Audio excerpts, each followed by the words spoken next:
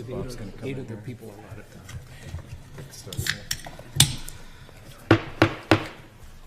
All right, thank you guys thank you Portsmouth for coming out this evening. I await a motion to postpone the remainder of the non-public until the end of the council meeting. So moved, Your Honor. Second. And we will need a roll call vote. Assistant Mayor Kelly, Yes.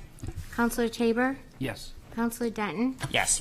Councilor MOREAU, Yes. Councilor Bagley, Yes. Councilor Lombardi, Yes. Councilor Blaylock, Yes. Councilor Cook, Yes. Mayor McCachran.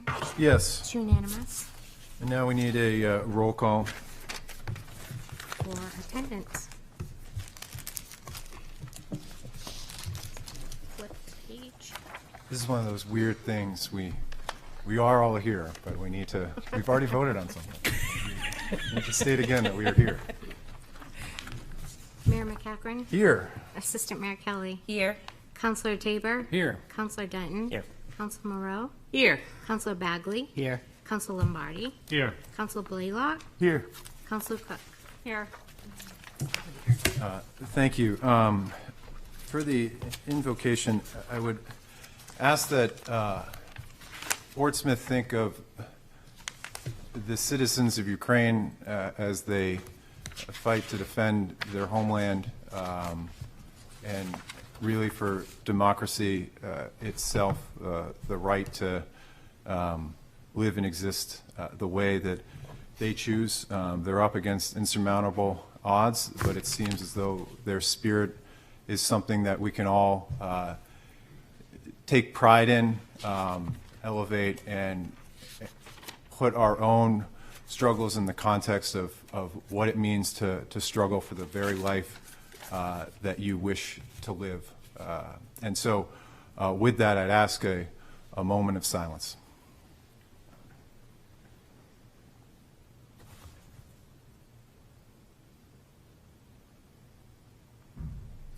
Thank you. Please stand and join me in the Pledge of Allegiance.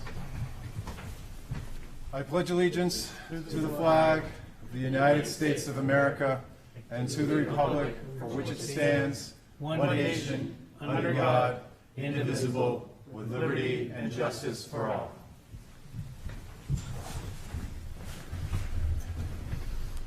All right. We have a proclamation in honor of Women's History Month. We have a very storied history when it comes to women, so this is a longer proclamation. Whereas the celebration of Women's History Month grew out of a week-long celebration of women's contributions to culture, history, and society organized by the School District of Sonoma, California in 1978. In 1980, President Jimmy Carter issued the first presidential proclamation declaring the second week of March as National Women's History Week, and the U.S. Congress passed a resolution establishing a national celebration. And whereas in 1987, the National Women's History Project successfully petitioned Congress to expand the event through the entire month of March to reflect on the countless recorded and unrecorded way women have shaped United States history and highlight the significant timeline of women's history milestones that far precedes the founding of the United States. And whereas each year the President of the United States recognizes the month of March as Women's History Month to celebrate the contributions women of every race, class, and ethnic background have made to the growth and strength of the United States, it is also a time to recognize the specific achievements women have made over the course of American history, including serving as leaders at the forefront of the suffrage, abolitionist, emancipation, labor, and civil rights movements. And whereas Portsmouth, as all cities, towns, and villages everywhere, depend on the achievements and contribution of women from the original Abenaki women of the Seacoast region to the economic, cultural, and social leaders of today. And whereas Portsmouth has a particularly proud and distinctive history of women in leadership positions.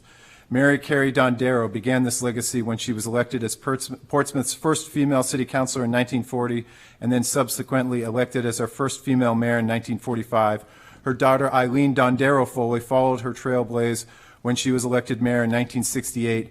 Mayor Foley's tenure of character and competence is evidenced by her record of being the longest-serving mayor in Portsmouth history, serving our community for 8 distinguished terms between the years of 1968 and 1997. Mayor Foley was succeeded in her esteemed position by Mayor Mary McCachran-Keenan and Mayor ELWYN Sorrell. This leadership surely influenced the many other women who have and continue to honorably serve Portsmouth as city councilors and board and commission chairs. And whereas today, Assistant Mayor Joanna KELLEY has been entrusted by the residents of Portsmouth to continue this storied tradition, and the city is being skillfully led by City Manager Karen Conard, the first female manager in its history. And whereas we are resolved to affirm the city's mission to foster a diverse, fiscally sound, and harmonious community which offers a full range of housing, business, culture, and recreation opportunities for all of its residents, businesses, and visitors. Now, therefore, I, Daglin McCachran, Mayor of the City of Portsmouth, on behalf of the members of the City Council and citizens of Portsmouth, do hereby proclaim the month of March 2022 in Portsmouth, New Hampshire as Women's History Month, and urge all citizens to reflect on the essential contributions of women to the past, present, and future of Portsmouth. Given with my hand and the seal of the City of Portsmouth on the 7th day of March 2022. Thank you.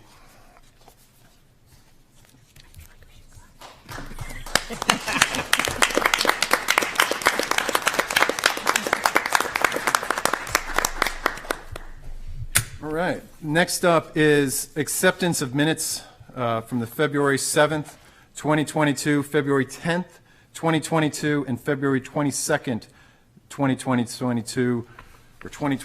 Sample motion, move to accept and approve the minutes of the February 7th, 10th, and February 22nd City Council meetings. So moved. Second. All in favor? Aye. All right. And now for what I am looking forward to here, we have the esteemed privilege of being in a New England is good at a lot of sports dynasties. You know, the Pats, you know, the Red Sox since became a little older. The Celtics, I was able to see Jason Tatum drop 54 points the other day. But we also have another back-to-back-to-back champion, and that is Audit Verendun, or Addy as he goes by. The trophy for New Hampshire's top speller has been brought back to Portsmouth once again. Audit Verendun, a 7th grade student at Portsmouth Middle School, won the 69th annual Union Leader New Hampshire State Spelling Bee in Concord last week. This was the 3rd consecutive State Spelling Bee championship. In June, Addy will vie for the coveted title of Scripps National Spelling Bee Champion, which will be held in Washington, D.C., and hosted by actor and director LeVar Burton. You guys might remember him from Reading Rainbow. I certainly do. Or Star Trek. Addy's mom and dad, Uma and Kumaran, are here tonight. I understand that you're already helping him practice for the nationals. For those of you who want to learn to be a champion speller, they go through an Excel sheet that has close to 1,000 words on it, constantly throwing in new words. I don't know if I could honestly say I could spell 1,000 words given to me on that without spell check. I want to thank the whole family for bringing such an honor to Portsmouth. You inspire us all. So if you could, please come up, because we have an award and we have this special coin. So in the city of Portsmouth, we don't offer a key to the city because we're the city of the open door. But we have these special coins that I hope you will keep with you, maybe in your pocket, as a token of that we're all rooting for you.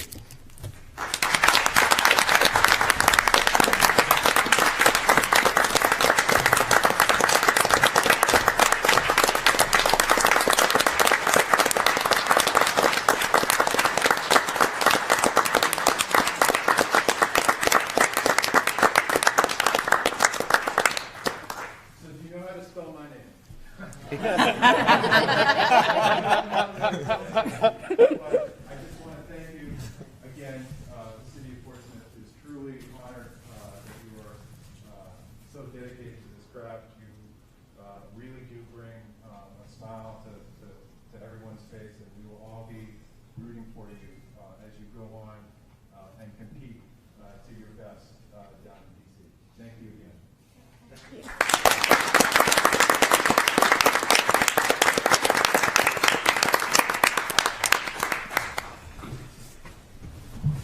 Keep up the good work, Eddie.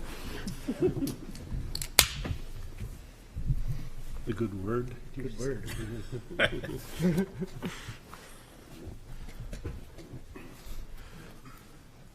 I wish there was going to be, there's not any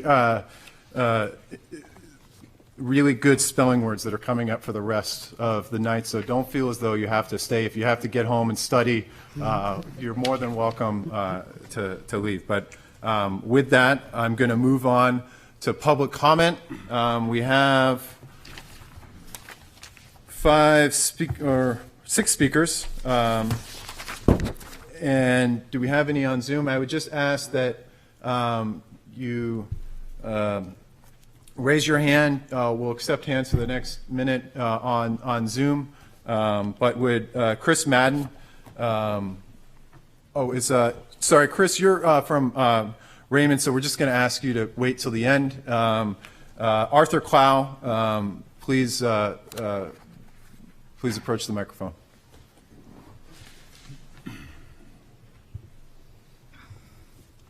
Good evening. Arthur Clough, 431 Pleasant Street. Whenever I start a new job, I'm asked to read the employee handbook and to sign off on it. How many of you read the city charter? Very good. Section 3.8, pecuniary interest.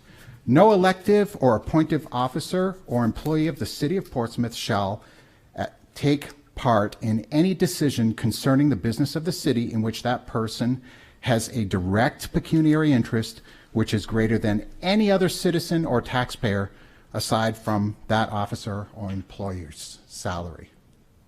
I watched the meeting from the 22nd. I saw at least 1, if not 3 violations of that ordinance.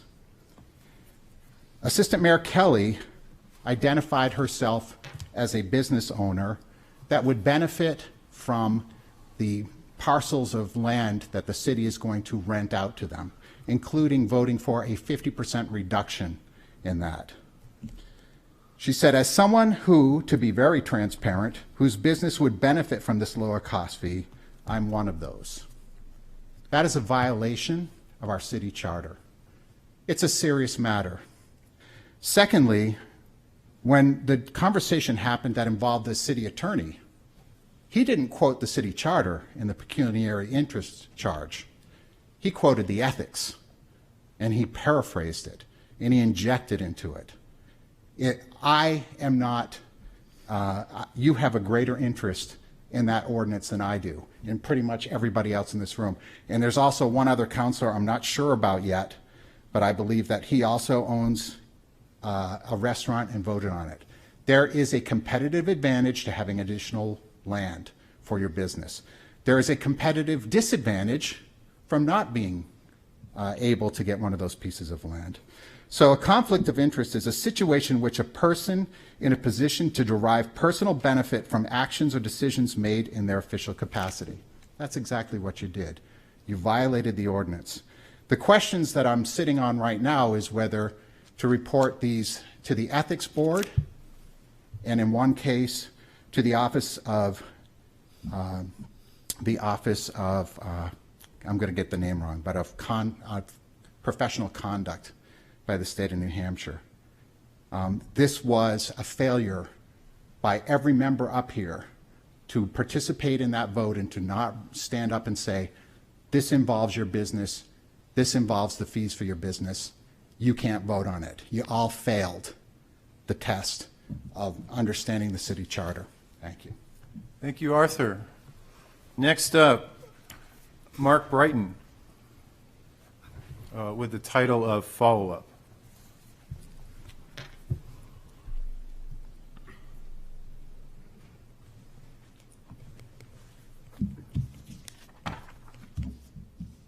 Mark Brighton, South Mill Street.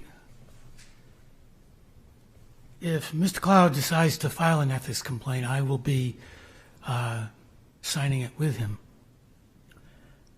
I have known the city attorney for at least 2 decades. And I have known you, Mrs. Assistant Mayor, much less, but I consider both of you friends. And I'm angry that you put me in this position where I have to decide whether or not to sign an ethics complaint. I am angry about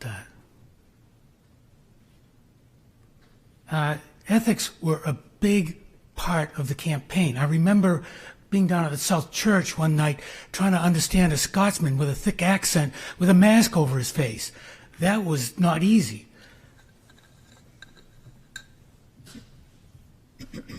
Each of you needs at least a working knowledge of the charter, and it becomes obvious that that you don't.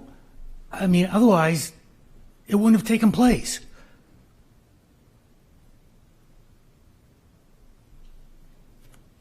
Lastly, Mr. Mayor, if Mr. Clough decides to file an ethics complaint, don't blow it off, because that would just put a lie to everything. I mean, Esther Kennedy was brought before the ethics board for something much more ambiguous. This is just straightforward. Thank you. Thank you, Mr. Brighton. Next up, Hirschkop, the subject of pride. Hi, I'm Hershey. Did I pronounce your name correctly? Yeah, Hershey Hirschkop. You did just great. It's sort of silly, isn't it? It's a nickname. So I'm the executive director of Seacoast Outright. We are now ensconced at the community campus. And sorry, are you you're Portsmouth resident? No, but Okay, I'm could we just have to do Portsmouth residents first, and then I'll have you speak. sorry. We'll get you back I'm from up the great state of Maine. in 3 minutes, 6 minutes or less. Petra, Huda.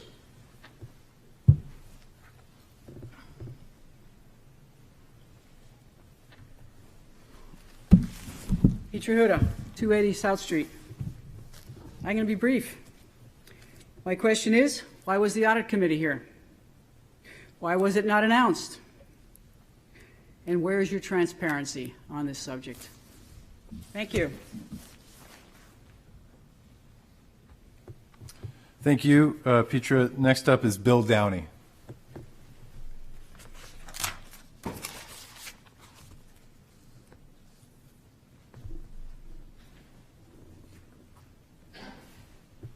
With the topic of transparency.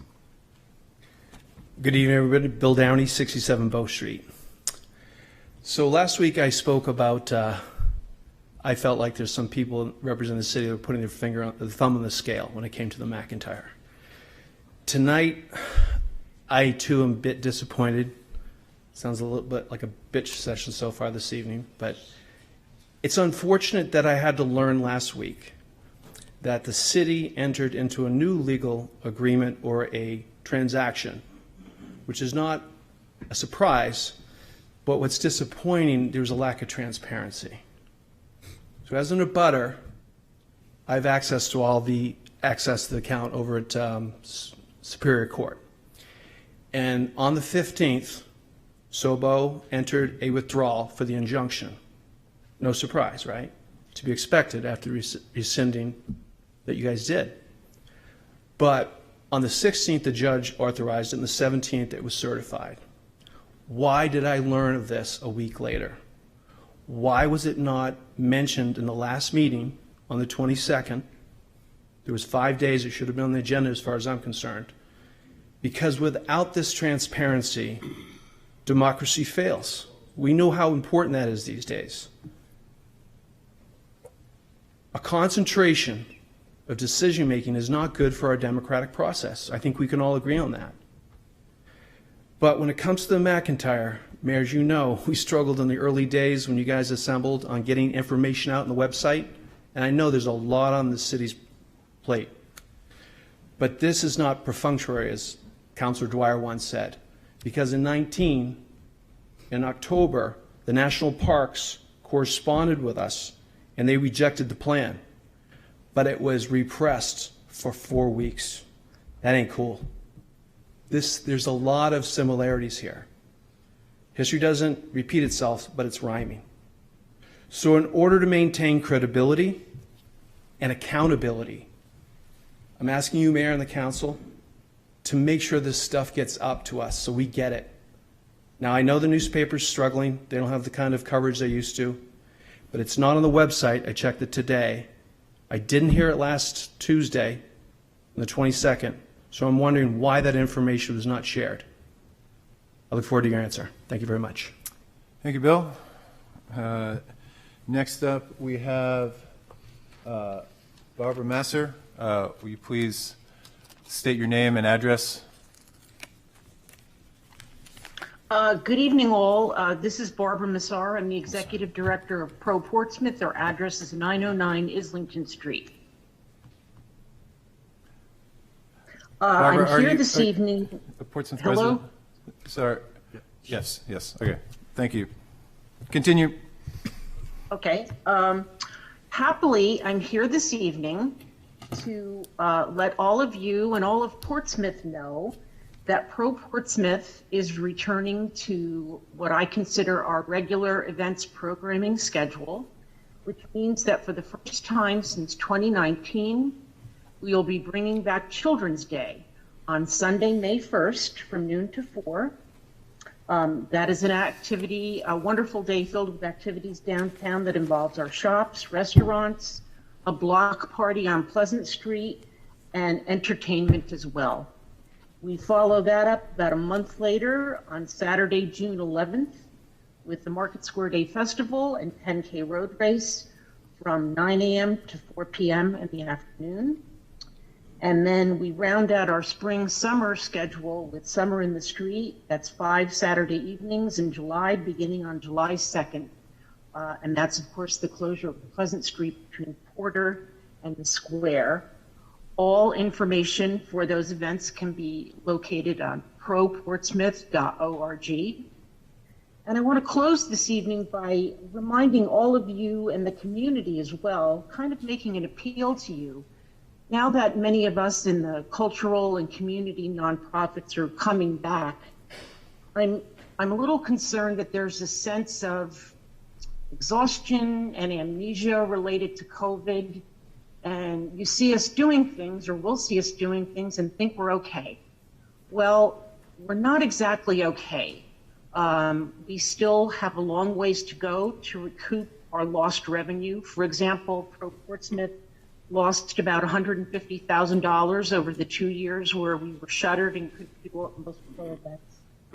So I just want to make sure whether you're supporting us or anyone else, please do so. And that's with your gifts, with your time, because it's still going to take a few years for us to come out of this and be successful.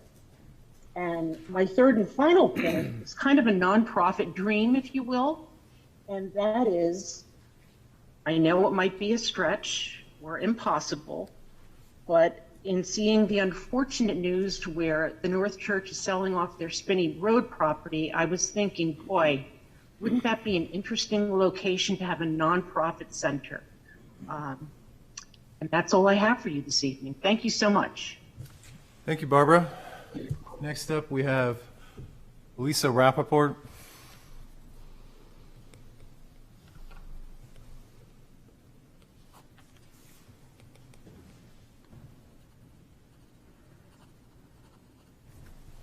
Hi, everyone. My name is Lisa Rapaport. I live at 139 South Street in Portsmouth. I wanted to, first of all, just congratulate Addie, who I had the great pleasure of watching in the spelling bee at Little Harbor during his first spectacular run to the state bee. And the kid is an amazing speller and just an amazing good human and represents the very best of our public schools. So that's awesome. I also wanted to thank everyone on the council for continuing to make these meetings accessible to the public via Zoom. I had a childcare issue tonight and couldn't attend in person. And while I see huge value in having public meetings and being able to interact face to face, I applaud the effort to keep a Zoom option available as much as possible so that people who can't attend for whatever reason in person can still participate. I wanted to speak briefly in support of two very important environmental matters that are before the council. I wanted to voice my support for allocating $50,000 in climate action plan funding. And I also wanted to voice my support for a motion from Councilors Denton and Cook to amend the capital improvement plan to add $150,000 in funding over the next several fiscal years to provide electric vehicle charging stations in Portsmouth. I know that we have many competing needs in our community that urgently need to be addressed, but I don't think we can understate the importance of looking at climate change head on as a seaside community that has so much of our commerce and tourism and housing and day-to-day life tied up with very real effects every year of climate change. When we're seeing days that are 60 degrees and then 20 degrees and it's snowing and then we're out on the water the next day on our boats, I think we can all see it firsthand. And I personally would say that I considered an electric car a few years ago, and the main reason I didn't get one is I wasn't sure I'd be able to charge it up easily enough to commute and get where I needed to go reliably. And I have a hybrid vehicle, but I certainly think we can see the clear advantages socially, financially, and environmentally of having fewer gas vehicles in our community. So I hope that you will support these measures. Thank you. Thank you, Lisa. And with that, I would ask that, Chris Maden, please return. State your name, your address, and you're here to talk about the Portsmouth Maritime Folk Festival. Yes, Mr. Mayor, councilors, Ms. Conard, thank you. My name is Chris Maden. I live at 106 Langford Road in Raymond. And as you said, I'm the president of the Portsmouth Maritime Folk Festival. And I'll sing you a song, a good song of the sea. Away, Rio. I'll sing a good chorus if you'll sing it with me. And we're bound for the Rio Grande. The Portsmouth Maritime Folk Festival was founded in 2000 by Portsmouth residents Jeff Warner and Peter Contrastano. And for 20 years, it brought the music of the sea to the streets of Portsmouth. Some top names from the folk and traditional music world, Gordon Bach, John Roberts and Tony Barrand, Robbie O'Connell, and Portsmouth's own Jeff Warner. Also featured the amazing talent of the Portsmouth Seacoast area, bands like Great Bay Sailor, Mudhook, Two Old Friends. In 2019, the board, which had basically been the same people running the festival for the last 20 years, decided they were done, they were a little burned out, and they announced that it would be the last festival. The community that had grown up around it over those 20 years, people like me when I moved to town in 2008, was amazed to find this fantastic event practically on my doorstep. We said, no, we're not letting you stop. I got shoved to the front of that parade, and I'm now the president, with an amazing group backing me up as my board and our volunteers. And I'm pleased tonight to announce our headliners for this year's festival. David Coffin, who's had a long history of interpreting New England history and music, and is now a TikTok star, due largely in part to a repeatedly viral video taken in Market Square at a previous festival. Vienna Carroll, who's an interpreter of African American history and music from New York City, with a particular focus on African American sailors and their role in American history. And Cliff Haslam, an Englishman who now lives in southwestern Connecticut, and has hosted the legendary shanty sing at the Griswold Inn in Exeter for I don't know how many years. And we'll be announcing more performers as they are finalized. So there's an item on the consent calendar. We're asking for a few things from the city. We are looking forward to coming back to the streets this fall, last weekend in September. We'd love to have your support, and we'd love to see you there at our festival. So it's goodbye to Sally and goodbye to Sue, away, Rio. And them that says listening, it's farewell to you, and we're bound for the Rio Grande. Thank you. Thank you, Chris.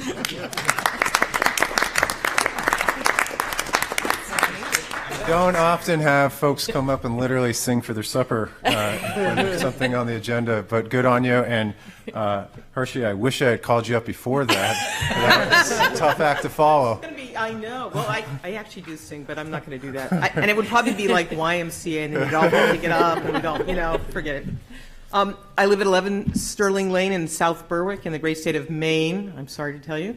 I am the executive director of Seacoast Outright. We are going into our 29th year here and have moved recently to the community campus. Thank you for that. We are putting on our 9th Pride event. There will be a march or a parade, depending on your point of view, which begins in Market Square and ends at the Strawberry Bank Museum field with a rally, a marketplace, about 100 vendors, food trucks, a main stage. We're really going to beef up our entertainment this year. We traditionally ask the mayor to open and make a speech if you're available June 25th. Mark that date on your calendar.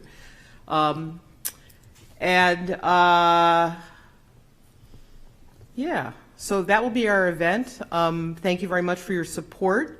I want to just add that it has been a tough 2 years for our LGBTQ kids. Our mission for 29 years in our sole mission has been to support lesbian, gay, bi, trans, and a few other kids in the Seacoast area and during the pandemic throughout New Hampshire. We've seen many more calls than we usually get. Our kids have increased amounts of anxiety, depression, and suicidality, and during the pandemic it's been even worse than we've seen before. We're all looking forward to getting out of this funk, and we've gone back to our live meetings at South Church, thank goodness, and our parent support meetings are up and running again, and we look forward to having a great celebration. In 2019 we had almost 5,000 people, I believe, so we're looking forward to a really great event, and we're also reaching out to more community partners to come march with us. We feel like that's a great way to coalition build, and we're hoping, of course, that the entire City Council will come out and be good allies or one of our letters and march with us as well. So thank you very much. Thank you, Hershey, and for all the work that you do. It's appreciated, the City of Portsmouth. And Thank you, Mayor. we'll be there. Thank you. With that, no other speakers. I'll close the public comment session. Next up, public hearings and vote on ordinance and or resolution. This is the continued public hearing of the CIP. We will have public comment on this. There is no time limit, as I've stated before, but if you want to speak, please hold that 3 minutes in your heart. And come up and speak on that.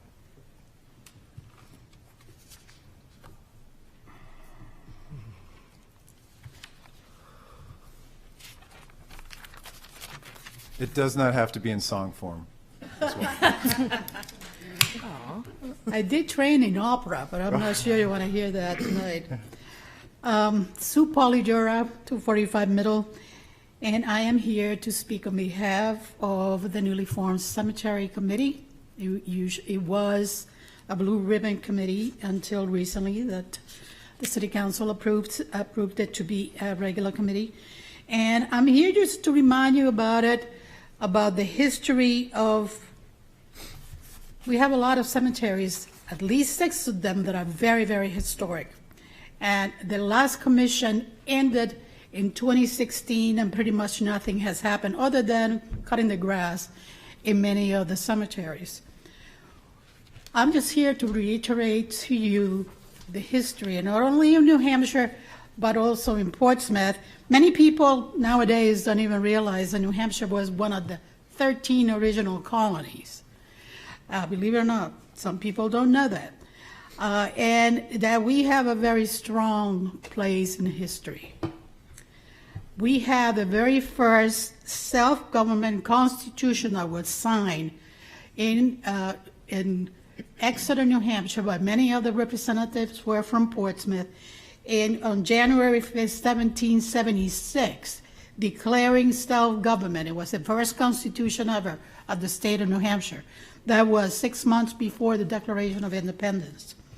Portsmouth was the royal capital of New Hampshire, and since it was New Hampshire's only port, we had sea captains, Revolutionary War veterans, signers of the Constitution and the Declaration of Independence, former slaves, and many distinguished people in the areas of medicine, the science, who are buried in our historical cemeteries. And if you want me to, like I said, I always have a standing offer to anybody from the council that wants to tour the North Cemetery. That's the one that I know the best. So you can take me up on that anytime. We just need good weather. long before Portsmouth became a trendy place of restaurants and shops, it was a historic town. You had to remember back in the years where we had the urban renewal area, and Dorothy Vaughan came forward to preserve those things that were left in Portsmouth. There were beautiful mansions that were leveled just to put office buildings. And she was the precursor to what the conservation of the different buildings in Strawberry Bank is today. So we're more than just restaurants and shops. This is what came after. And I'm going to read you something. The state of New Hampshire requires that attention be given to those cemeteries via an RSA 289, and I'm going to read it. It's very short.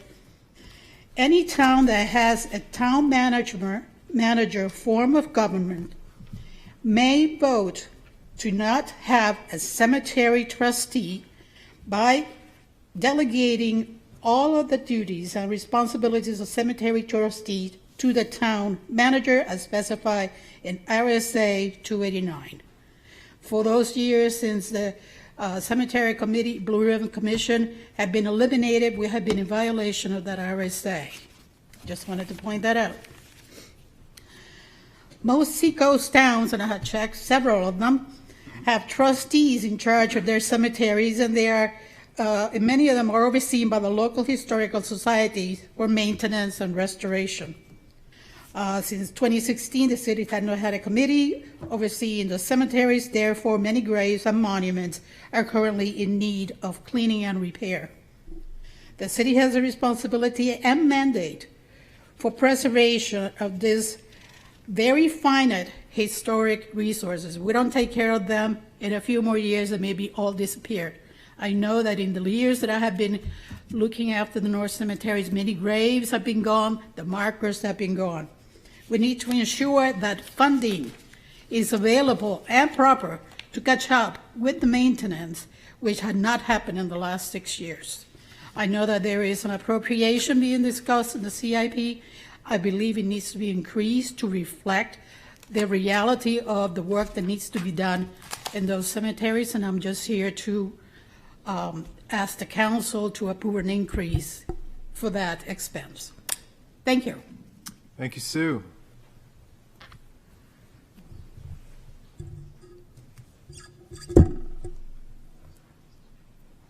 Hi, I'm Susan Sterry, and I'm co-chair of the new, which was official in February, Cemetery Committee. I believe, well, I know I sent out an email to you all directing you to the Parks and Greenery, and under that page there is a cemetery page, and in that is about, well, there's a 123-page document that. Susan, can you state your name? Yes. I thought I was speaking loud enough for everybody. So to keep this very short and to the point. Thank you. This is just, we didn't have time to do a PowerPoint presentation, so this is definitely old school, and I will keep it very short. It's just a snapshot of why we should get, or not yet, request additional information. Just to put this in context, we're all new on this committee, and we're not familiar with all the processes that or procedures that go, and thank goodness we have Suzanne Woodland as our guidance. Late Friday, she gave us an email saying that there was still a chance for us to ask for additional funding for the Historic Cemetery CIP. So we scrambled and we just put this snapshot together of why we would request more money. Also, I think in your packet you did have the new committee, our committee. We put together a 2022 restoration plan. It's really, it's a nice little presentation, but you really need the context that I'm about to give you, so it makes sense. Back in 2013, the city of Portsmouth ordered or had a existing condition assessment report and restoration plan done by that Blue Ribbon Committee. In here, the one that you have now, It's 123 pages online. I took out the last section, which just briefly I'll go over, that tells you the main projects that they assessed. None of this information or pricing includes headstone restoration. We have over 3,000 headstones, and pretty much all of them have to have definitely cleaning, but also major restoration. And I did get an assessment or an estimate, and just to do 250, I think it was, headstones would be over $30,000, and we have 3,000 of them. And that doesn't include the cost of monuments. We have about 15 monuments, and some of them, the tops have broken off, or the tombs. We have, I think, 8 or 9 tombs that need to be repaired at this point in time, too. So just in this report, or the assessment, I spoke to a number of professionals that work just on cemeteries. They said they would estimate, no one would give me an estimation anyway. I walked the graves 3 or 4 cemeteries with different professionals to get an idea of what we were facing and bring us up to speed. These prices that were for 2013 at least have gone up 50%.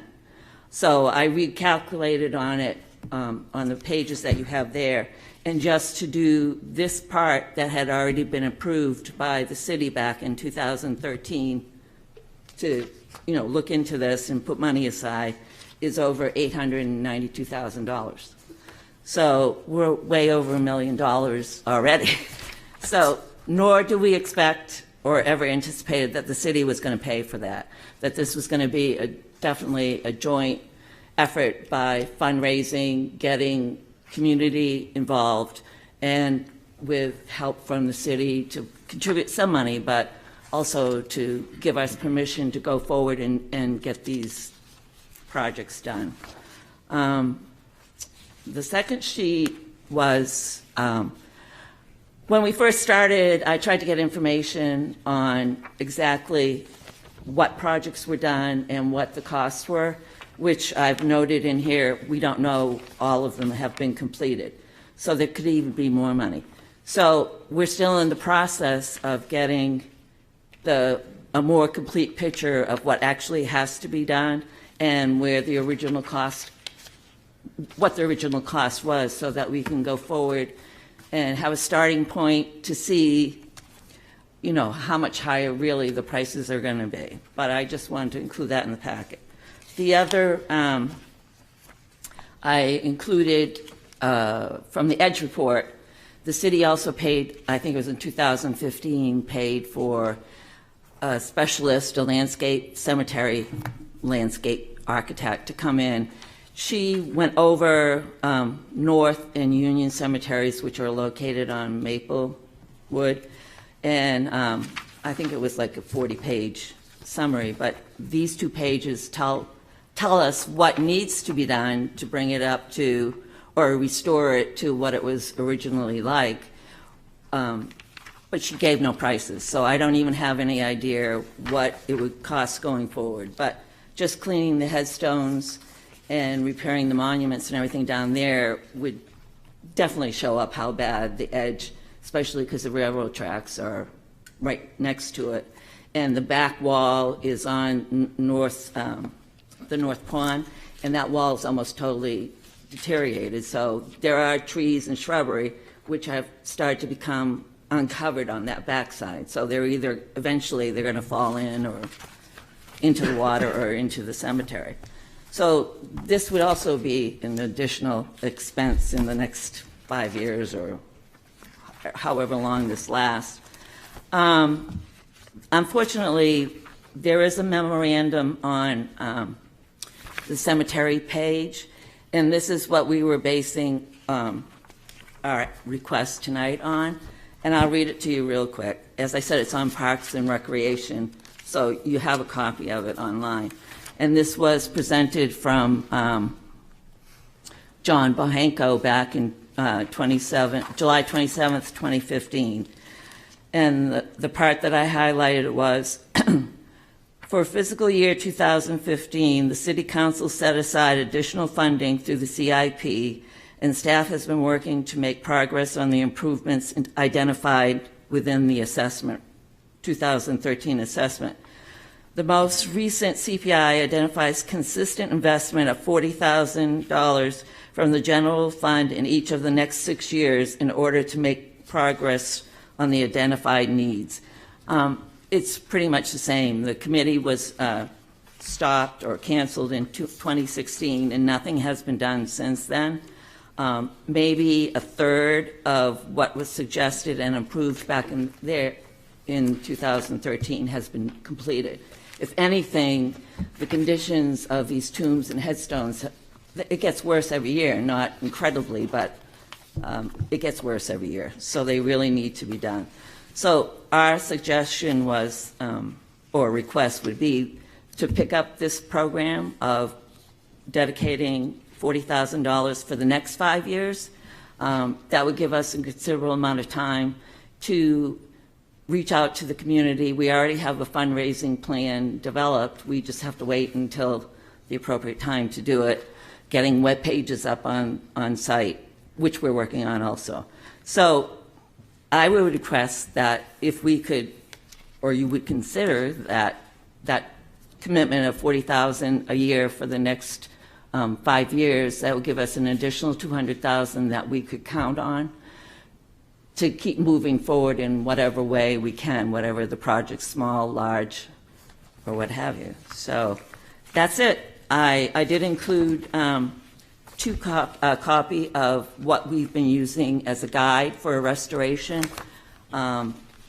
This is the federal level of how they suggest that we restore historic cemeteries, and then there's a copy of the New Hampshire Graveyard Association, which has been around since 1976, and I've spoken to the people in the state, and they don't rely, but they often recommend their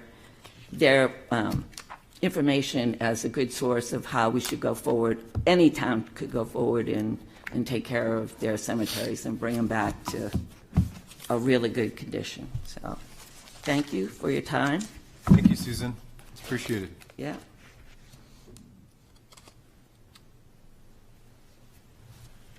Does anyone else wish to publicly comment on the capital improvement plan? We have one hand up on Zoom. One hand up. Okay. Rebecca O'Brien. Rebecca, could you please state your name and address for the record? Hi, this is Rebecca O'Brien. I'm at 396 Miller Ave here in Portsmouth. Can you hear me okay? Loud and clear. Okay, good. I do have some students and very young students in the background that were watching the presentation of Addie's Award, so congratulations again. So I was just calling in tonight really to support 2 items for inclusion in the capital improvement plan.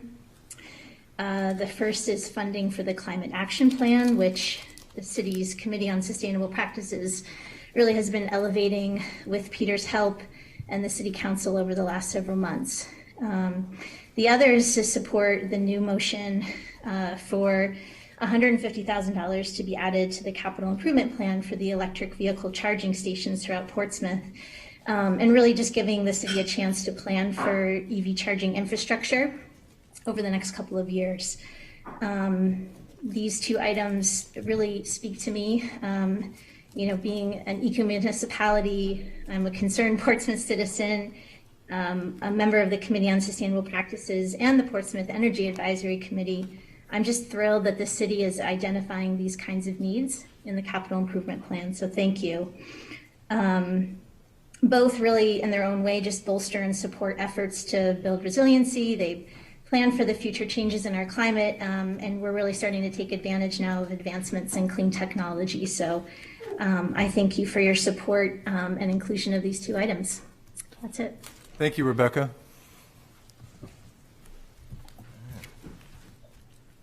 Well, with that, I'm going to close the public comment on the capital improvement plan and will await a motion.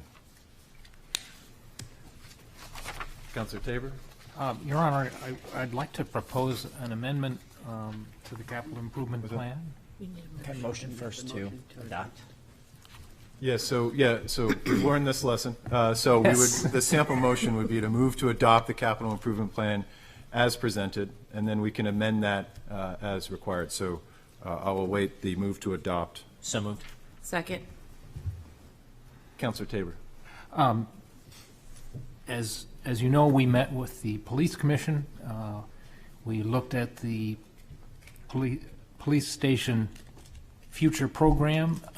We had to do that in non-public for those of you out there because we looked at some of the real estate options and we need to obviously protect the city's interests in those.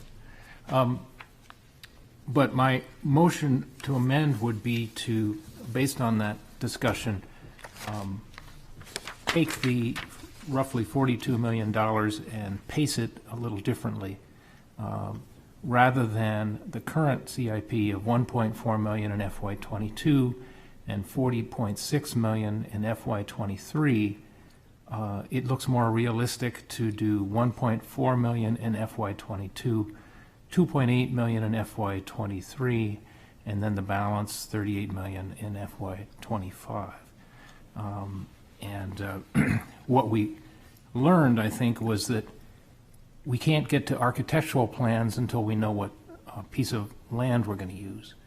Because the piece of land, the shape of it and size of it will dictate whether we have 2 stories, or whether we have a long rectangular building or other formats. So we simply don't know yet and wouldn't have architectural drawings until we get the land choice done.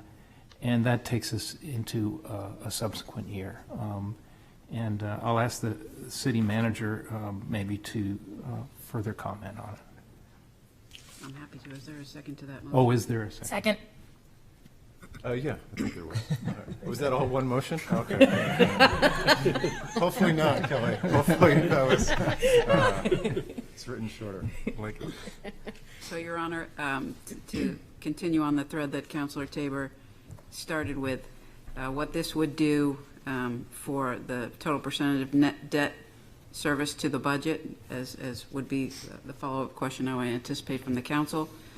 That would change the numbers from what is proposed currently in your book of 8.18%, and that would increase it slightly to 8.21% in FY23, and it would push out to the out years of FY28, the first realization of the first full debt service payment, should this amendment be adopted.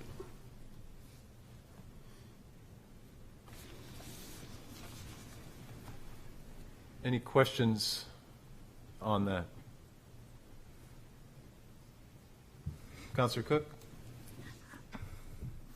Would this amended option allow for exploration of design, not just at a potential new location, but potentially renovation and expansion of a current facility? I'd defer to staff on that one. I think it's fair to say all options remain on the table, and we would need additional information to understand both what the cost would be and the time frame to renovate here versus relocate elsewhere. If there are no other comments, I'll simply state I think that there's a need, obviously, to do something in terms of the police station. I think that as part of that, we need a more robust public process once a parcel has been committed to, and so I'm in favor of supporting the updates to the CIP so that we can move forward to the point that Portsmouth is ready, and that's further defining this, and then come back when the money will be further appropriated to start work on that. So a roll call on this. Assistant Mayor Kelly? Yes. Councilor Tabor? Yes. Councilor Denton? Yes. Councilor Moreau? Yes. Councilor Bagley? Yes. Councilor Lombardi? Yes. Councilor Blaylock? Yes. Councilor Cook? Yes. Mayor McCachran? Yes. It's unanimous.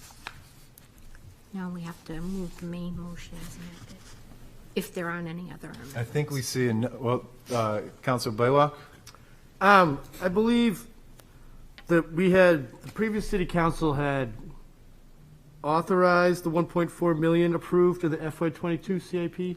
I think they had approved that we still need to authorize it. That is correct. It was mentioned in the last year's capital improvement plan, but it was never authorized. So if I may, Mayor, I'd like to make a motion that the city council authorize the 1.4 million approved in the FY22 CIP by the previous city council to fund the preliminary designs of the new police station once prospective sites are chosen. Second? Procedurally, what we would do is, if that were the will of the council, we would bring that back for a public hearing to formally adopt with a 2/3 vote. So if that were the will of the council, we would bring that forward at the next meeting. Does that make sense procedurally? Yes. It does. Councilor Blaylock, will you rescind your motion at this moment? Yes. Okay. Kelly, you can. Just X that out? Yeah. Got it. Councilor Denton. Thank you, Your Honor. I motion to amend that $150,000 be added to the capital improvement plan in FY24, FY25, FY26, FY27, and FY28 for a combination of level 2, 120/208 volt single phase, and level 3, 480 volt 3-phase electric vehicle charging stations throughout Portsmouth to include parking zone A. Second. Let's speak to that. As many of us have since heard, sea levels will rise by 1 feet by 2050 regardless of what any of us do. However, we only have 7 years to try to keep that foot from getting worse past that date. Around 80% of Portsmouth's greenhouse gases come from transportation, and this amendment will continue Portsmouth's leadership when it comes to electrification. The city has several electric vehicle charging stations already. We have an electric vehicle charging station ordinance on the books, and pre-COVID we had done several electric vehicle car shows. And initially, I had intended just to bring back the single electric vehicle DC fast charger, which I inserted in the capital improvement plan several years ago to be put downtown, back in the CIP, because it was supposed to happen this fiscal year. However, while some experts would love to see a single DC fast charger downtown right away, that would likely cost $130,000 for just 2 charging ports, so 2 vehicles in 1 station, plus at least $20,000 for the electrical box that would be required. And both the DPW and the Economic Development Commission, they raised valid points when it comes to it might make more sense to do level 2 chargers, the type that take several more hours to charge versus 30 minutes in the downtown area and throughout Portsmouth, while the prices of DC fast chargers go down. And there's also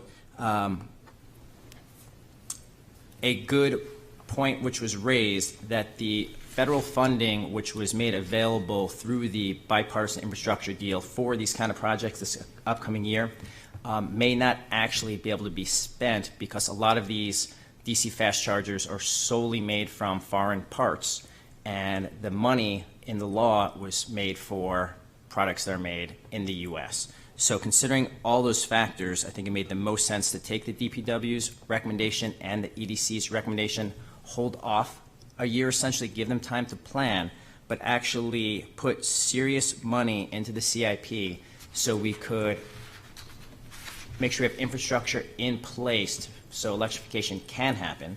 And again, this isn't just for the downtown, it's for throughout Portsmouth. And the wholehearted intent here is for there to be public-private partnerships. So private organizations who are willing to spend that much money on DC fast chargers could work with the city on such. With that, I will gladly relinquish the mic. Thank you. Any comments or questions? Councilor Cook? Thank you, Mayor. I wanted to emphasize that This proposal had quite a bit of support when we discussed it in the Sustainability Committee, on which Councilor Denton and I both serve. We all understand that we need to develop our infrastructure when it comes to sustainability, and we need to, in that sense, plan ahead for the future. We don't have these funds currently in our CIP when we know that a lot of people are buying electric cars, and we know that they're struggling with finding places to charge their vehicles. Some people are driving as far as Seabrook to charge their vehicles at a fast charger right now, people who live in Portsmouth. So we have to be planning ahead. I think it's really critical that we think down the road, you know, how much infrastructure are we going to need in 1 year, 2 year, 3 years? And what this plan does is it provides us that opportunity to start doing that planning, not only for installations on the city's part, but like Councilor Denton said, to focus on public-private partnerships as well. Thank you, Councilor Cook. The Assistant Mayor. This is a new amendment. So we got it. We have to vote for it. Any other comments on this amendment? Yeah. Councilor Lombardi? Yes, I would just add to that the Economic Development Commission has been talking about this as well. They feel it is an important process to begin and to complete.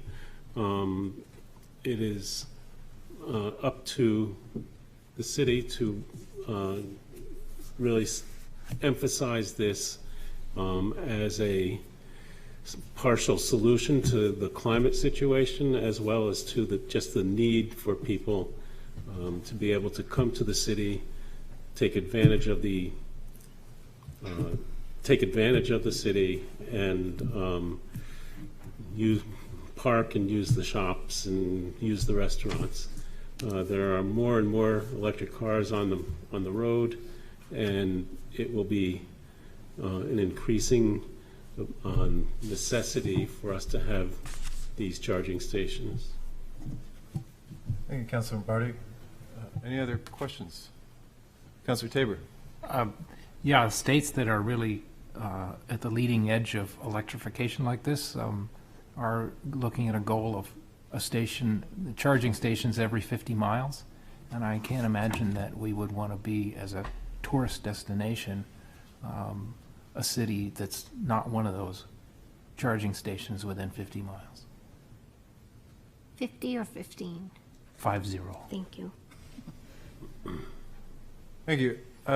No further questions, comments. I have a question for the city manager in terms of funding and allocations. If we have these in the CIP, would they potentially be available to future federal grant money if they are identified as shovel-ready projects? That is my understanding, yes, and that's something that the Director of Public Works and I would continue to seek.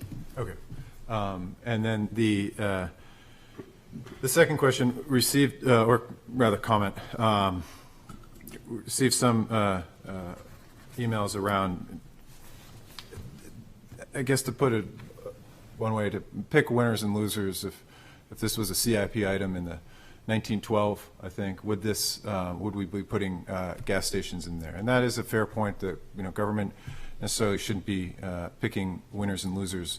But there's been a lot of investment from a federal standpoint when I think of highways and the investment the country has made in terms of putting the car as the forefront ahead of public transportation, trains, other things that were taken off the road so that we could have cars. So that is now a way of life. So how do we operate with a car to the best of the ability to also make sure that we don't see the impact of climate change as severely, and electrification and charging stations in a way that is not dependent upon one you manufacture at a very high cost, potentially overseas, but working within the United States to find these Type 2 level chargers, but still lay the case and framework for potential federal funding, as well as public-private partnerships around this, I think is a smart way to go forward with this. And for those reasons, I will be supportive of this amendment to the CIP. The roll call vote, please, Kelly. Assistant Mayor Kelly? Yes. Counselor Tabor? Yes. Counselor Denton? Yes. Counselor Moreau? Yes. Counselor Bagley? Yes. Counselor Lombardi? Yes. Counselor Blaylock? Yes. Counselor Cook? Yes. Mayor McCachran? Yes. Unanimous.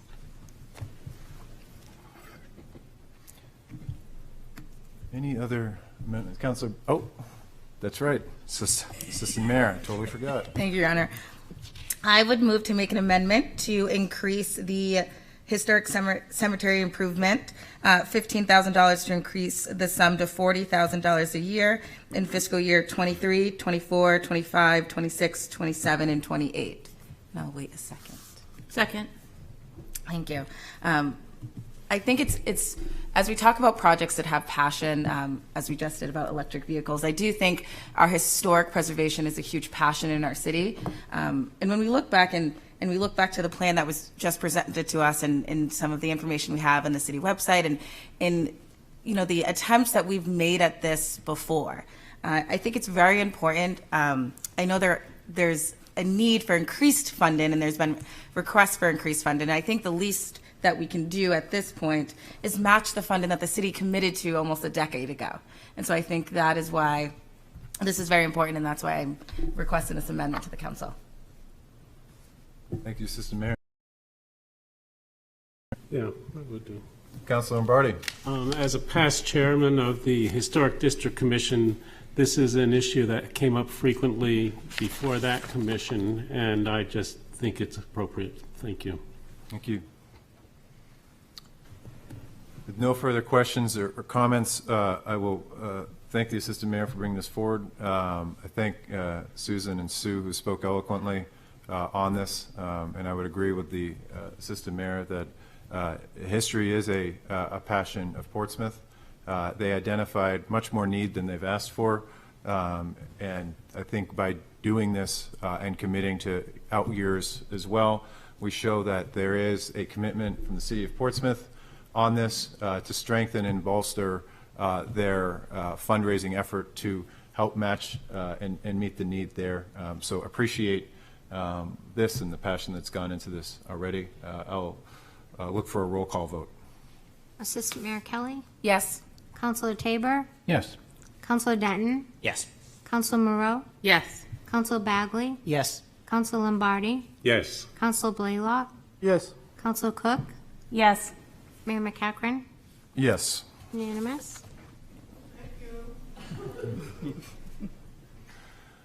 Councilor Moreau. I'd like to make a motion, an amendment to the motion that we move the ELWYN Park Traffic Calming fiscal year 24 funds of $160,000 to fiscal year 23, and that the fiscal year 25 funds of $1.5 million be moved to fiscal year 24, bumping each of those up a year. Second.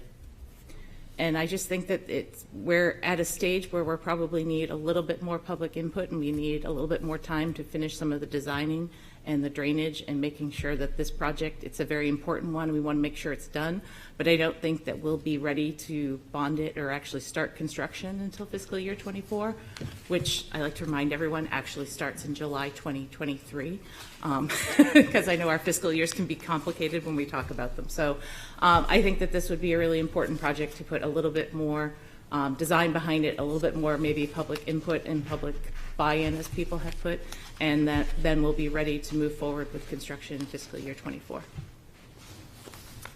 Any comment? Councilor Blaylock. Thank you, Your Honor. Yes, I just want to say this is a very important project. This doesn't, putting this off, it doesn't mean it's not any less important. As we did mention last meeting, Peter Rice did say that this is tied to several other projects. So if we just moved ahead, it would cost the city more. It wouldn't be efficient. So we are trying to do the best thing for the city of Portsmouth and the best route to make it a safe way for Downey School and ELWYN Park. That's all I'll say. Just if we could call up Peter Rice, just had one question for him, City Manager. Peter, just a quick question for you. Specifically, does moving this affect our ability to provide the services as we've outlined them or laid them thus far, moving this up in the CIP by a year? So the proposal is to push up everything a year, but not put all the funding into 23, meaning that the construction would aspirationally be in FY 24, which is July 23, as you pointed out. There are design-related aspects to this project that may take longer than the goal to meet that schedule. Those things include drainage impacts down along Harding Road, which are tied to the ELWYN Road side path project. That being said, I think this is a reasonable approach on how to move the project forward. As Councilor MOREAU indicated, there are some items that need to be brought to consensus. And to get to that point, we need to get the design to a point where residents see what it's going to look like, what the configuration of the road is going to look like, and they understand the changes to the road, the aesthetics and other things associated with it.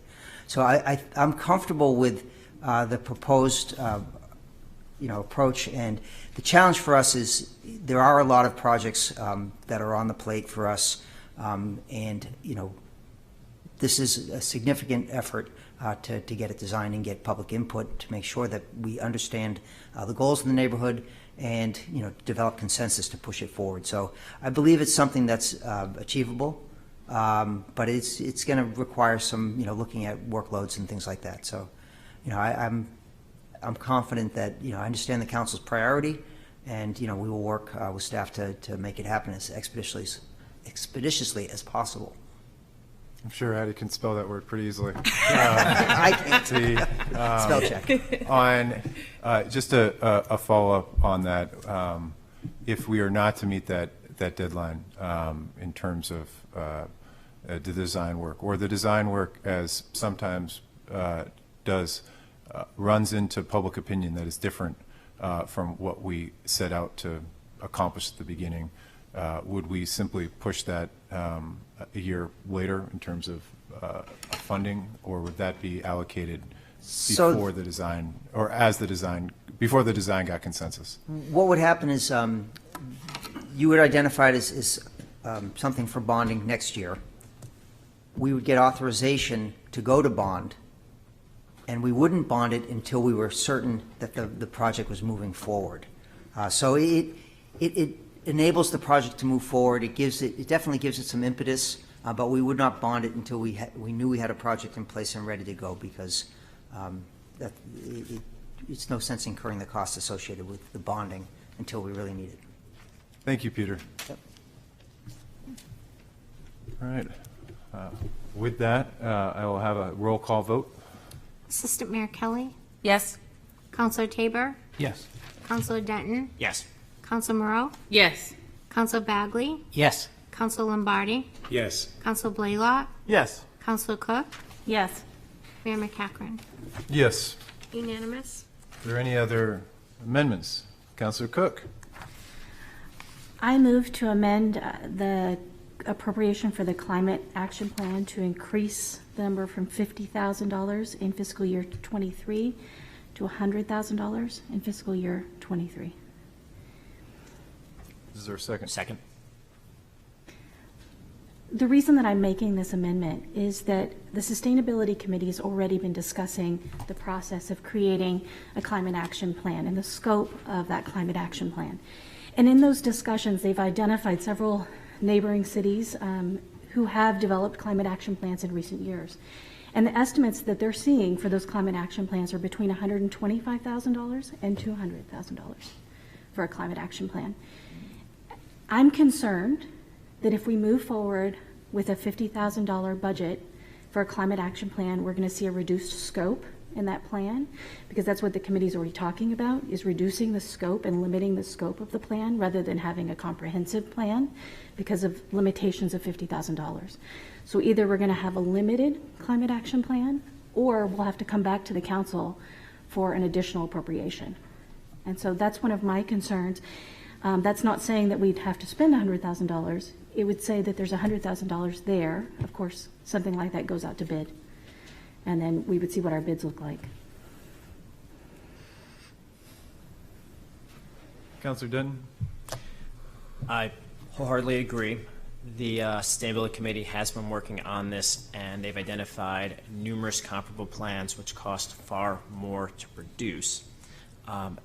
And just to make sure everyone's clear on what a climate action plan is, essentially, it will be a plan on how city staff can execute ways to save money and plan for the future. Because a lot of these things which will be proposed will actually save money for the city and for the taxpayer in the long run. Any other questions or comments? I guess I have one. What is the timeline to develop this, and would this money expected to be outlined or used in this upcoming fiscal year? Or would this be I guess to put all the follow-ups on this, would this be to create an RFP and a process of which then a climate action plan proposal could be brought back and voted on by the council? Yes. It would be this upcoming fiscal year, so it would be FY 2020. We're in 2023 now, correct? Help me out here. So it'd be 2020. We're in 22 now. We're 2022. So it'd be 2023 is when the request for proposal would go out. We would make the selection, it would come back, and then ideally it would be completed and come back to the council for a vote for approval. So, Councilor Cook. I think the committee's they're thinking about this around, how would we define scope if the council does approve a climate action and plan allocation in fiscal year 23. And so they're already talking about how do we do that if we get the funding for July for the fiscal year 23 budget. And so they're anticipating that, hoping that happens. And then they're hoping to develop this plan in a short period of time. I mean, the goal is, to move as quickly as possible, I think, as a committee to develop that climate action plan. So I would anticipate that it would happen in fiscal year 23 and it would not overlap into fiscal year 24.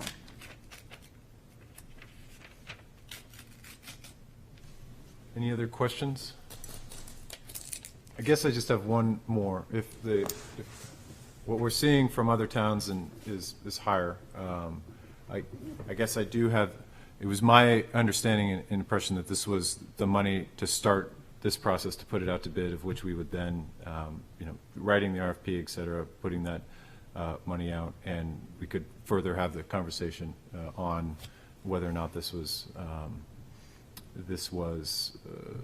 enough at that point when we had bids in. I worry that we might send the message this is enough if it comes back and it's not, but I understand the desire to move forward with a comprehensive enough plan to get us started in the ballpark there, but if there's no further comment or question, I'll have a roll call. Assistant Mayor Kelly? Yes. Councilor Tabor? Yes. Councilor Denton? Yes. Councilor Moreau? Yes. Councilor Bagley? Yes. Councilor Lombardi? Yes. Councilor Blaylock? Yes. Councilor Cook? Yes. Mayor McEachran? Yes. Unanimous. Any other amendments? Then a roll call vote on the CIP Okay? as amended Yes. numerous times. Assistant Mayor Kelly? Yes. Councilor Tabor? Yes. Councilor Denton? Yes. Councilor Moreau? Yes. Councilor Bagley? Yes. Councilor Lombardi? Yes. Councilor Blaylock? Yes. Councilor Cook? Yes. Mayor McEachran? Yes. It's unanimous.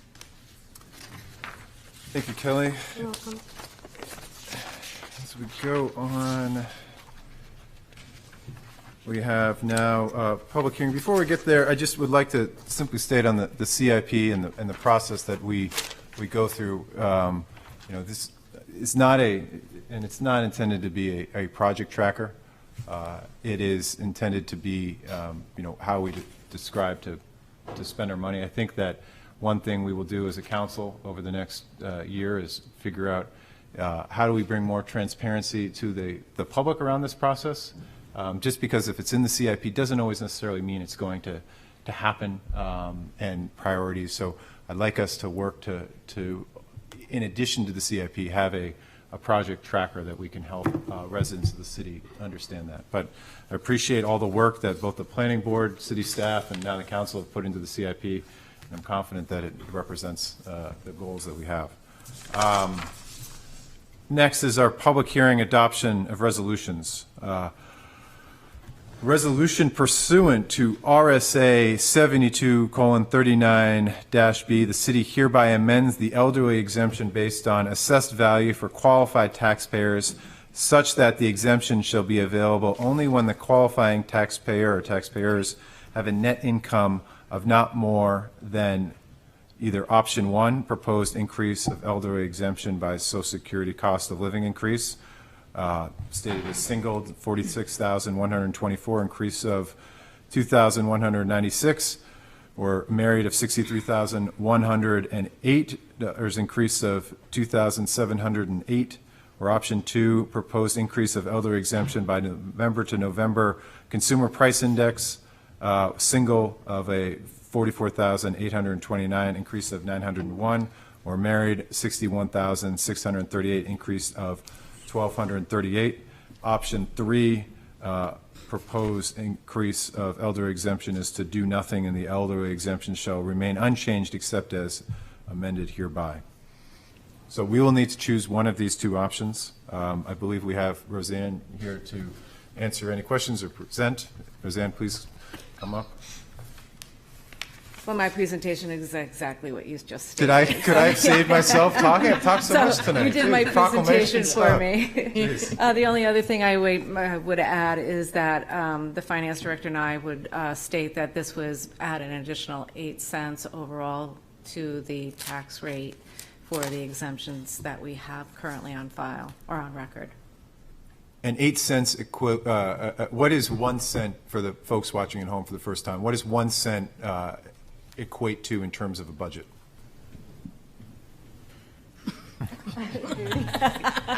So you have to ask Judy. If I remember correctly, it's like 60 grand? Yeah. Well, I don't know if anybody can see you, Roxanne. So it goes by the whole value, the whole assessed value. So we're about 6.5 billion, somewhere in there. So it's like $6,500 equates to 1 penny. Okay. Okay. That's a pretty small one. Are there any questions of the council for Zan? Councilor Bagley. I don't have a question. I was just going to make a motion. Okay. I motion that we adopt option 1, and if I have a second, I'll speak to it. I'll second.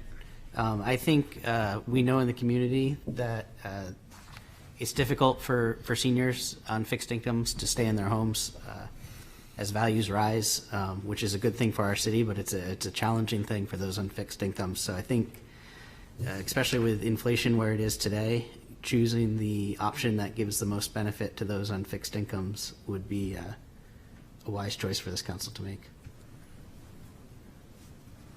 Any other comment? A roll call vote on the proposed amendment of option 1. Okay. Assistant Mayor Kelly? Yes. Councilor Tabor? Yes. Councilor Denton? Yes. Councilor Moreau? Yes. Councilor Bagley? Yes. Councilor Lombardi? Yes. Councilor Blaylock? Yes. Councilor Cook? Yes. Mayor McCachran? Yes. It's unanimous. And I actually, Roseanne, I'll let you read the second one, since I'm tired of hearing myself. Well, I can say the same as the first one, except for it's disabled, but I'll read it. No, okay, then that's, as long as that's fine for the record here. Do we have a motion for option 1, 2, or 3? Councilor Bagley. I will make the same motion for option 1 for the same stated reasons. And second.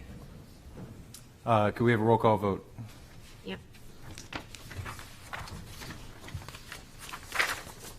Assistant Mayor Kelly? Yes. Councilor Tabor? Yes. Councilor Denton? Yes. Councilor Moreau? Yes. Counselor Bagley, Yes. Counselor Lombardi, Yes. Counselor Blaylock, Yes. Counselor Cook, Yes. Mayor McCachran. Yes. It's unanimous. Roseanne, I have a separate question for you. So we've increased the income limits, but that is one of two qualifications that either a senior or somebody that qualifies for the disabled exemption must meet. The other is assets that they currently have outside of their home. Our income or our asset level is currently $175,000. Is that correct? Correct. I would like to see option of moving that up to $500,000. And if we can do that, we will require a public hearing. The reason for that is that many living on a fixed income are doing so drawing down from any retirement that they have. I believe that the $175,000 number precludes too many people from having to choose on whether or not they are going to be able to stay in their home and continue, living longer lives as we hope they all do, and having to make pretty tough choices at home. So at a future meeting, I would like to be able to see a similar option given to increasing the asset limit that we have. And do I need to make that in the form of an amendment, or I'd ask for somebody to make that that motion? I would move that, Your Honor. Second. All in favor? Aye. Thank you, Roseanne. You're welcome. Really appreciate it. Your Honor. I supported that and motioned that because, as many of us have done, going out door to door, I encountered one of our residents, elderly, on a fair amount of medication, and we talked about the tax break for, and she said, I don't qualify, I have too many assets. And she named the figure. It was not a large figure that she had. So this is very real, and I think it can help a lot of people. And I don't think it will end up costing the city that much, really. Well, I am. I look forward to having that presentation, and I think that there's a lot.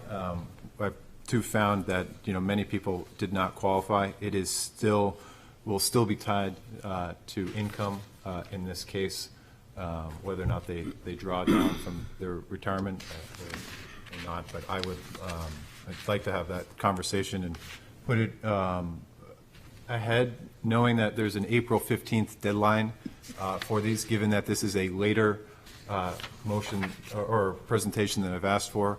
There might be some leeway, and Roseanne, if you could speak to that. The statute says April 15th is the date for qualifications, but given the climate today and then the actions that the city council wants to take, I would look at every application that came in to try and qualify for it after that date. Thank you very much, Roseanne. Okay. Your Honor? Yep. With Roseanne sitting right there, I motion to suspend the rules to bring forward item 15A regarding the service-connected total disability tax credit. Second. All right, let me pull this back up. Suspension of the rules. I can't remember. It's been so long since we've done it. Do we need a roll call vote on this? You do not need a roll call vote. Okay. All in favor? Aye. Aye. Your Honor, I move to increase the service-connected total disability tax credit from $3,500 to $4,000 prior to April 1st, 2022. And the actual resolution is on page 188. Would it make sense to read that into the motion? No? All right. You don't have to. I have. It's there. All set. Second? I'll second. All right, so big picture, if you are an honorably discharged veteran that owns residential property in Portsmouth, where you actually live, you have until April 15th to apply for a tax credit if you've not already applied for one. There's several tax credits in Portsmouth. The big three are the standard optional tax credit, which has existed for several years. It's $500. That was for veterans who served during certain time frames. Second one, which was created back in 2017, was a $500 tax credit for veterans who did not serve during those particular time frames, so it leveled the playing field. The third one, which we have in front of us tonight, is the service-connected total disability tax credit, which is currently at $3,500. It had increased by $100 a year up until it was capped at $2,000 back in 2007. Then back in 2019, the City Council increased it to $3,200. So essentially, if it increased $100 every year, if it hadn't stopped, and then it continued to allow it to increase up until it reached $4,000. So it's been increasing slowly for reasons which have already been stated. I think it would be beneficial to our fully service-connected disabled veterans, so that's a 100% disability rating from the VA, or there's some other definitions in here. I believe it's double amputee, so on and so forth. But it would be nice to increase that $500 this year to help out veterans and max it out at the $4,000 cap. Councilor Lombardi. Thank you, Mayor. I'm a veteran of the Vietnam War, and most Vietnam vets don't talk about it much. They just don't. But I know what it's like to come home with scars, and those people who have scars that are so deep that they are considered 100% disabled, I think that this is the least the city could do for those people. So this has my full support. Thank you, Councilor Lombardi. With that, all in favor? Aye. So we'll bring that back at the same time. We'll do the elderly asset level. Did you want any type of presentation on that? As far as effective tax rate or anything like that? Yeah, or? that would be great. And for anyone curious, there's currently 45 disabled veterans who are on the rolls now. So more may apply. Hopefully anyone listening to this, if you know a veteran, especially a disabled veteran, encourage them to apply for one of these by April 15th. Yeah, thank you. Thank you, Roseanne. Don't go far, Roseanne. Oh, we've made it to the city manager's item, which require action. But since we've moved this forward, we're still at kind of the beginning of the meeting. So, city manager, Thank you, floor is Mayor. yours. Thank you, Mayor.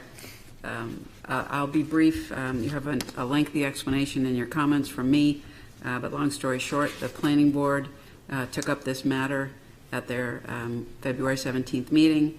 The board voted at that time that the council follow the recommendation from the city assessor. They voted unanimously to deny the request for restoration of involuntarily merged lots requested by the property owner. Councilor Bagley? Your Honor, I spoke with the residents involved with this request, and they aren't fully aware of the whole process and how everything was supposed to work, and they're in the middle of changing legal representation, so they asked that this be postponed until the April 18th meeting. So, is that a? I guess that would be, the motion would be to postpone until April 18th. Second. And I guess I'll speak to it at this point if I can. I did talk with Attorney Sullivan earlier today to make sure that this was procedurally something that we could do. Okay. Attorney Sullivan? Yes, Your Honor. Would you like to speak to the advice that you gave Councilor Bagley? It was exactly as he said. He requested, would there be any problem that occurred for either the city or the property owner if the matter was postponed to the April meeting? And I said, no, there would not be. Okay. Any other comments on this? I guess I have a procedural question on unmerging of lots or not unmerging lots. This is a process that came out of the previous council. Typically, all mergers of lots or unmerging of lots came to the city council before, and at which point we would put them to the planning board that would then receive a decision or advice from our city assessor, namely Roseanne Lentz. on whether or not the documentation existed for this to be a voluntarily or involuntarily merged lot. The planning board would make the decision, and then the council would vote on whether or not to do that, as we were the final arbiters of that. There was some disagreements with the previous planning board and the previous council on this, and from that we created a new process of which we would send all requests for an involuntarily merged lot to the city assessor, and then her recommendation would be sent to the planning board. As I understand it, both the city assessor and the planning board have denied this to be a involuntarily merged lot. So my question would be, there are other recourses as we have outlined in the packet, but I don't understand, I suppose, how postponing this would change that process at all. Could Councilor Bagley? I think there's a good chance that this may be withdrawn completely. It's just to give these homeowners a chance to kind of process how to navigate this, to speak with their new council because they switched council, and evaluate the other alternatives before we completely vote on it. Okay.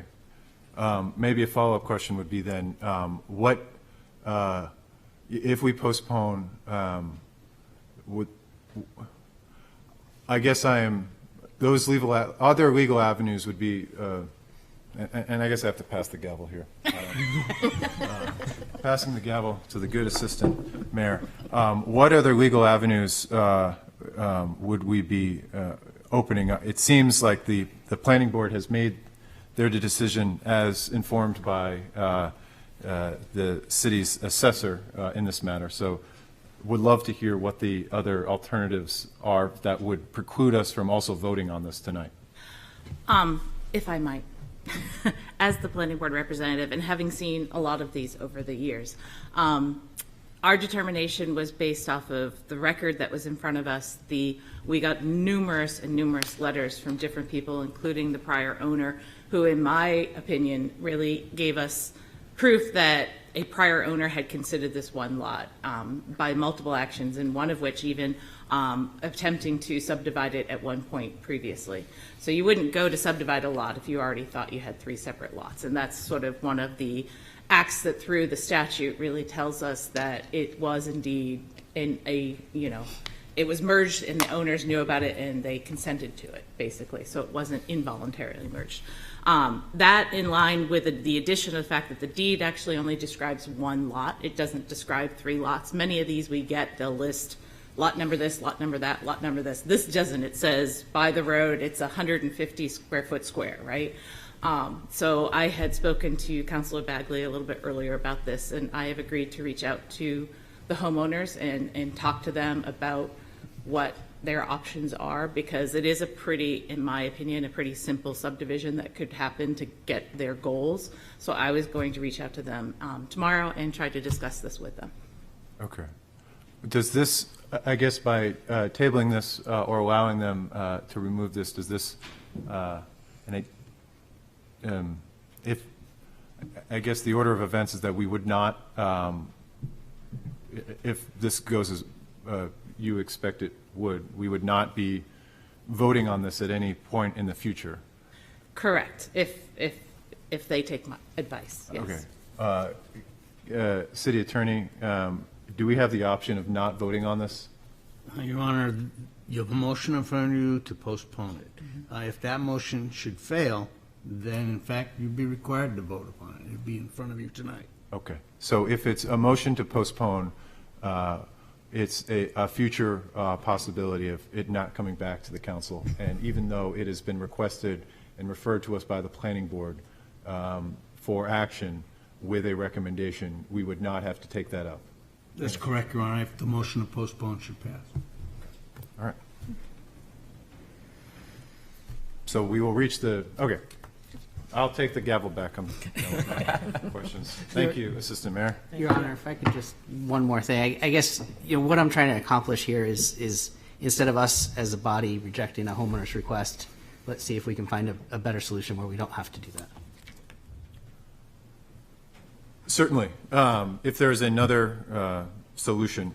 But from the process, in terms of a unmerger of lots, that is there is a right to unmerge and voluntarily merge lots. This did not meet that qualification as identified by our city assessor nor our planning board. So there are other alternatives that were discussed in the packet, and hopefully one of those meets the needs of the homeowner, and the property owners can find relief in that. So all in favor of postponing? Aye. Thank you, Roseanne.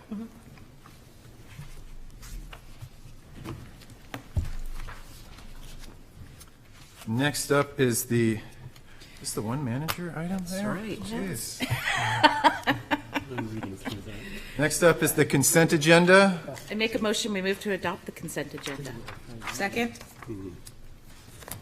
All in favor? Aye.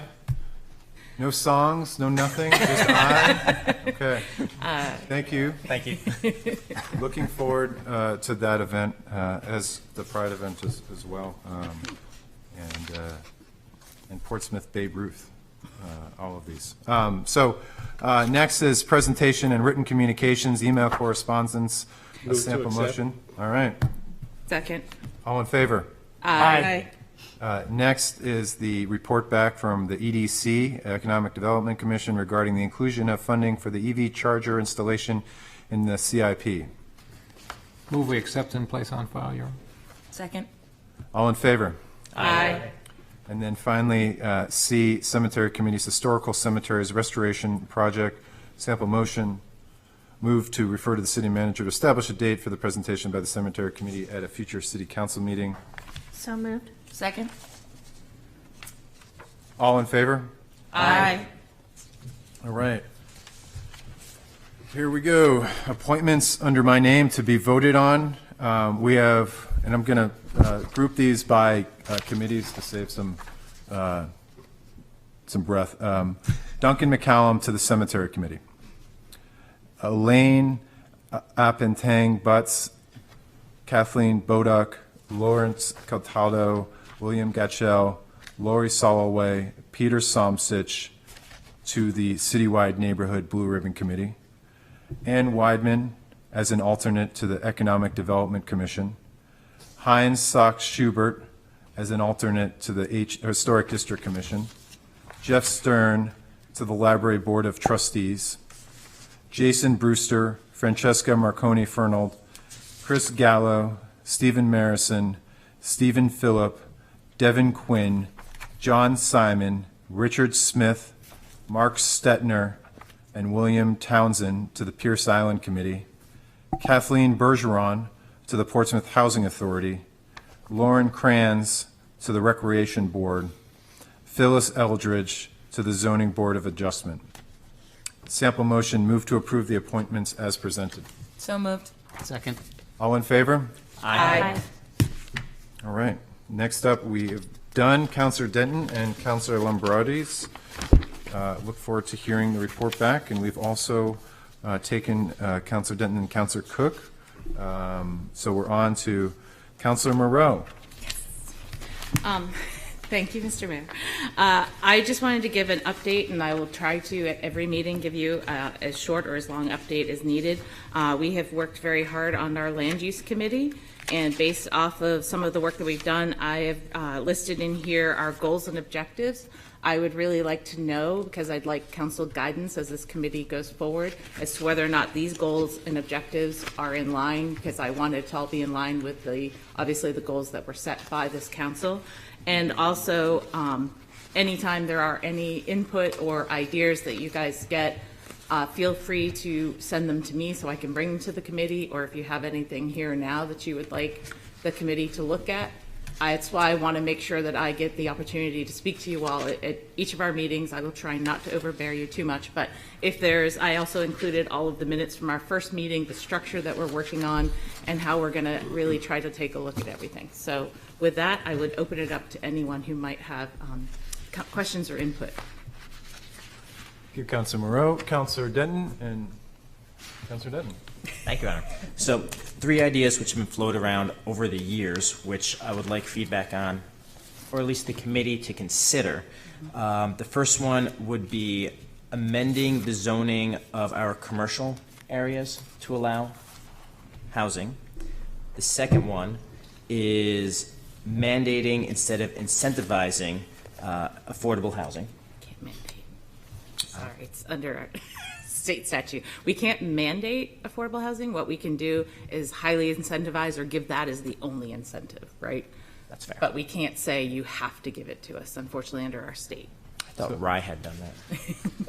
Either way. Yeah. The third one, and I know it sounds controversial, but would be eliminating single-family zoning.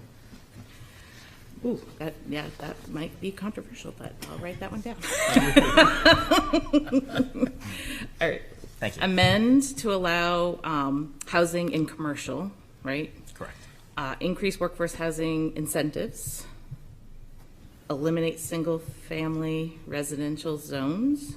I feel like I missed one. Was there three? Those were the three. Okay, sure. I didn't miss anything. Thanks. Any other comments or questions from the council? Councilor Blaylock. Thank you. I just want to thank Councilor Moreau and all the work she's done. I'm happy to join her on this board, and I'm just excited for all the work that we're going to do. Councilor Tabor.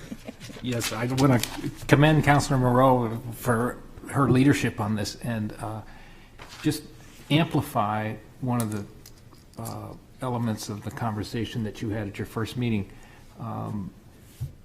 Nick Cracknell from the Planning Department talked about the need to update planned unit development language. And, you know, some of us talked about, could you even build Atlantic Heights today? Probably not. Probably not. And yet, here's a community with density, with yards, with green space, with a neighborhood feel. So, you know, I thought Nick was onto something there. I hope we explore that. Thank you. And Councilor Moreau, I echo the sentiments and appreciation for the work that has gone into this and will go into this. Appreciate the updates. And the other members of the committee, Assistant Mayor and Councilor Blaylock. Just one note on you're correct, we cannot mandate. We are a subdivision of the state of New Hampshire, so all our rules or abilities and powers that exist in the city of Portsmouth are as a result of powers granted to us by the state of New Hampshire. But on that, I would like to look as strongly as we can in terms of our zoning, our density bonuses, even going as far as saying, you know, are there restrictions that we could impose to get greater, value out of this? Right now, it's an extra floor. If it could be an extra, to lower requirement or lowering heights in areas that we could require more. So thinking of how, all of the tools in the toolkit that we can be used, but I do believe that is under Section 3 or C, restructure incentives to deliver greater public benefit.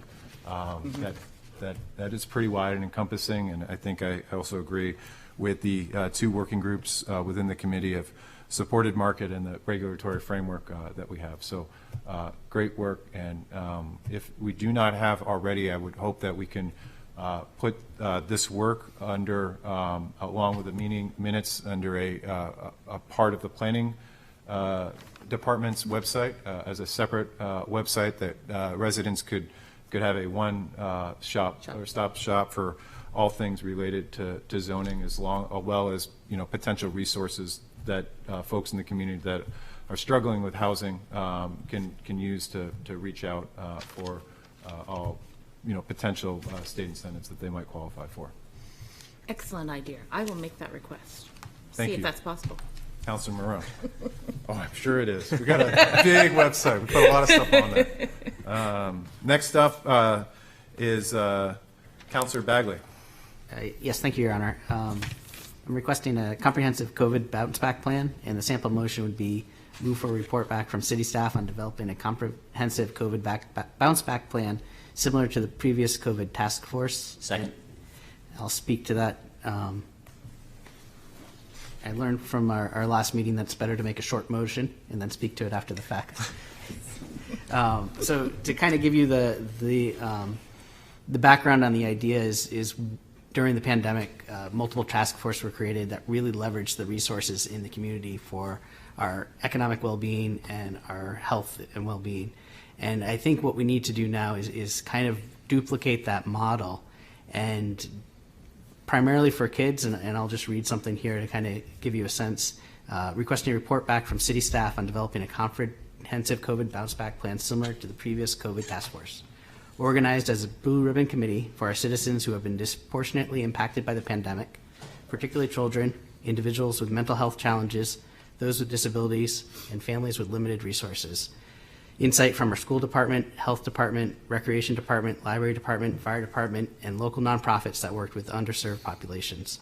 The goal of the proposed task force is to identify the needs and solutions that can improve the well-being of the most significantly impacted populations. Can be implemented in the near and long term and potentially be funded with ARPA monies. City manager to identify appropriate funding sources for 2022. Of particular interest is finding low-cost, high-impact solutions. And I was lucky enough, the other day I ran into the fire chief getting a cup of coffee, and Station 1 was going over to Little Harbor at 7:55 in the morning for something they call Sunrise Squad. And I talked with Abby Frank, who created this in 2018, pre-pandemic. And what it is I'll read the blurb she sent me. Sunrise Squad. The intent of this group is to help our students build meaningful connections with adults in the Little Harbor School and larger Portsmouth communities. These students will have opportunities to participate in activities that they may not otherwise have access to while building social skills, working collaboratively, practicing problem solving and conflict resolution, increasing creativity, and having fun. And what I really loved about this is it gave kindergartners through 5th grade a chance to interact with the fire department once a month, and just have a lot of adult leadership roles. And I believe the library comes in one Friday a month, and then they have rotating other people that come in. And the kids are there for breakfast, or they've been recommended to be there by their teachers for just a little bit of a, we miss so many emotional connections in interacting with people, especially children in this very critical developmental point in their lives. And this is something that could be replicated in Dondero and New Franklin School, most likely. They did get a grant from the Clipper Foundation so that they didn't have to pay for this out of the teachers' pockets.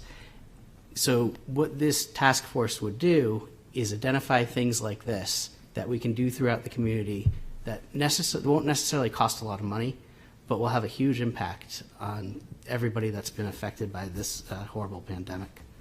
So that was a bit long-winded, but I hope you got a sense of what I'm trying to accomplish here based on our previous experiences, and then looking forward for the next number of years. How do we recover in the long term from the damage that's been done because of the pandemic? Thank you, Councilor Bagley. Councilor Blaylock, then Councilor Cook. Thank you, Your Honor. Thank you, Councilor Bagley, for bringing this up. I had the privilege of joining Chief Germain in the fire department to Little Harbor in the Sunshine Squad, and I must say it was a phenomenal program. I was honored to be part of it, and I'd love to be part of it more in the future. But it was really priceless experience for me. It was a great way to start the day, just brightening up, some young kids in Portsmouth, just giving them a nice day, and it brightened up my day as well. So I think stuff like this is very important as we bounce back from COVID. Unfortunately, I haven't been going on winter because we've had COVID and everything. So I look forward to programs like this. But thank you, Councilor Bagley, for bringing this forward. Thank you, Councilor Blaylock. Councilor Cook. I'd also like to thank Councilor Bagley for proposing this. And I wanted to thank him in particular for including local nonprofits in his thinking around a Blue Ribbon Committee. A lot of our local nonprofits serve as a service to our community, especially those who are underserved in general in Portsmouth. And they're kind of like the first eyes and ears of where we're struggling as a community. It's really helpful to have them provide input to us, especially service industry nonprofits. So I really appreciate you thinking about them, in addition to our schools, who of course are on the front lines of helping children through this very difficult time, and thinking about this in terms of how we are going to use our ARPA funds to address those that are most impacted is really critical at this point. So thank you. Thank you, Councilor Cook. The Assistant Mayor. Thank you. Like the other councilors, I can commend you on making this motion. I would request with the city staff as they develop this plan to make sure that we are looking at trying to recreate this program at some of the other schools. There's constant conversation in our community about the imbalance and inequalities that some of the elementary schools have seen, and I think that while this is a great program, I do think this is a program that does also highlight that inequality, that there are also children at Don Darrow and at New Franklin that would benefit from programs like this. So I think it's definitely something that should be highlighted in that plan and trying to replicate this, as Councilor Bagley said, low-cost, high-impact programs like this. Thank you, Assistant Mayor. Councilor Tabor. Yeah, I think this is a great direction to go. I just, in order to make sure we maximize success, this motion would ask for the city staff to report back, and then the next step would be to form a task force. And as I understand it, we would draw from city's departments, fire and police, as well as nonprofits.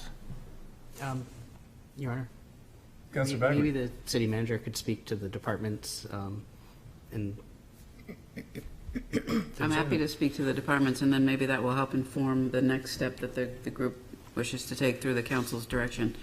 But Councilor Bagley specifically was looking for input from school department, health department, recreation department, library, and the fire department. It could be that in our conversations among staff and department heads, we find other synergies to add to this conversation. But we would start with those, and I can tell you that all those groups mentioned would be very excited to start to contribute to this conversation. Great, thanks. Thank you, Councilor Bagley. One of the highlights of the last 2 years was the COVID response, citizen response task force. I think when government works well, it's harnessing the effort, of all residents. I think the city is in a unique position to coordinate amongst nonprofits, our own organizations, and then liaise where need has been identified and where we can use help in directing resources against that. Would love to see as part of this community members that are close to the situations that we exist, because while COVID is not over and it is not done with us, we are entering a new phase of living with this. We also have to acknowledge that the physical toll, while astronomical, there has also been a mental toll that exists with this, and it's going to require a lot of effort to make sure that we are applying strategically the resources that we have as a city and that exist in the community to effectively bounce back from something that is hard to imagine that will never go away completely and always leave a mark. So I appreciate this and look forward to the report back and how best we can approach this from a city standpoint. So, all in favor? Aye. Aye. All right. Approvals of grants and donations. Grant award from Drinking Water and Groundwater Trust Fund for the amount of $111,500. Sample motion, move to approve and accept the grant for the City of Portsmouth to accept up to $111,500 from the Drinking Water and Groundwater Trust Fund as presented. So moved. Second? All in favor? Aye. All right. And next up is the city manager's informational items. Your Honor, this is follow-up from our new, not so new anymore, Chief Building Inspector, Monty Wolf. He is intent on moving with his team, in whom he has great pride, to get rid of the backlog, long story short, and then to move forward and shape the department in the leader that we've already seen him to be. So before you tonight, and as mentioned publicly, they've completed over 1,700 inspections since his arrival 3 months ago, He's excited to share that information. He's excited to work with the folks we have on the staff, and he's also put forth a remote inspections program to help describe in those instances where remote or virtual inspections would be allowed. So we wanted you to see firsthand his work. Thank you, City Manager. Councilor Denton. Actually, I have 2 items under miscellaneous. Oh, if I just I just want to highlight the work that Shanti has done on this briefly. Councilor Moreau, on the topic of the inspection department. Yes, absolutely. I was one of those people that got calls from many people over the term of this, and being in the real estate world that I'm in, I've heard it from many clients, many sellers, many developers, all the problems that went on. I experienced it myself when I actually had a new air conditioning system put in my office. It took over 30 days to get someone just to come and make sure it was installed correctly. I did let them know there's no way I wasn't using it in August, you know. They had to just wait. I was going to use it whether it was right or not. So it was really exciting to see the 17, whatever number 100 was, and the time period. I mean, I was trying to do the math, and that's like, you know, 20 plus a day if you really work it out. So that's truly amazing, and I truly commend the staff for being able to really turn this around and be innovative with the ideas of, you know, pictures and keeping the residents informed and part of the building process so that they know when their builders don't do what they're supposed to do, and then that doesn't, because that was another problem that was raised to me. So very exciting to see this progress, and I commend the city for making such great strides. Thank you. Thank you, Councilor Moreau. Councilor Cook. I also wanted to say thank you to the city manager for this report. I'm really encouraged to see these efforts to streamline this process for our residents, because it hasn't been easy. We all know that. And that's what happens when you're understaffed. And clearly we are very fortunate to have someone who's really thinking very deliberately now about ways to make this easier for residents and businesses. So I really commend him and you, and thank you. Councilor Blaylock. Thank you, Councilor. I want to echo Councilor Cook's thanks to the city manager and to building inspector. I heard this as well many times on the campaign trail. I've also heard it from both sides, from residents and from plumbers, electricians, and that side as well. And so I know this is a whole huge, very hard deal, but you handled it very well, and I can't wait to. Yeah, I'm just very excited. Thank you. Mr. Mayor, can I just add to that? I'd like to thank 2 of the staff. In addition to Shanti working with a great team in inspections, Deputy City Manager Suzanne Woodland and Assistant City Attorney Jane Farini really helped to handle the triage and the transition and to help stand up Shanti as he started. So thank you to Suzanne and Jane, among many others. Thank you. Thank you, City Manager, and thank you to Suzanne and Jane and Shanti and his team. Oh, was it everyone? Everyone. This is something that I believe that government needs to be efficient and good in order for people to believe in it. I think that we saw and encountered a problem with the inspection department when COVID hit, completely changed our expectation. And, looking back, of course, everybody's going to do home projects when they're stuck in their home, but that was not known then. And so just a couple points to call out. One, had a conversation with Shanti, just very impressed with him, and he would be the first if he was here tonight to talk about his team, and that he has been able to unlock the potential of his team. I think is just an awesome accomplishment. And any great leader is somebody that knows that they can only do the work with the team. That hasn't precluded him from rolling up his sleeves. Just some points of the the video inspection where that can be an efficiency. Photo inspection, that's great. Including the homeowner on the as a requirement of any building application, to make sure that the homeowner is in the loop. The amount of times that folks had reached out to me personally to say, hey, what's going on? And it's because it's not a requirement. It is now to be in on those emails, and I think that brings a transparency that people can trust. And then finally, something that is huge is to have, as long as a homeowner is present, not to require the person that did the work to be on site for that inspection to happen, is going to work through this. There's more work that it needs to be done on working through permits, but I am confident in the leadership of Shanti and the city manager hiring Shanti to move forward in this process, and we should be proud as a city that we were able to overcome this. But that's only the beginning. So thank you again, City Manager. Thank you. And then Councilor Denton has laid his cards on the table. He has a couple of things from miscellaneous here, remembering that we still have to go back into non-public after this. Plan to be short. So at the previous meeting, the council voted to refer what to do with food establishments on the city property that did not abide by the composter requirements of the single-use disposable ordinance to the Fees Committee. So that's a lot there. The Fees Committee actually met today.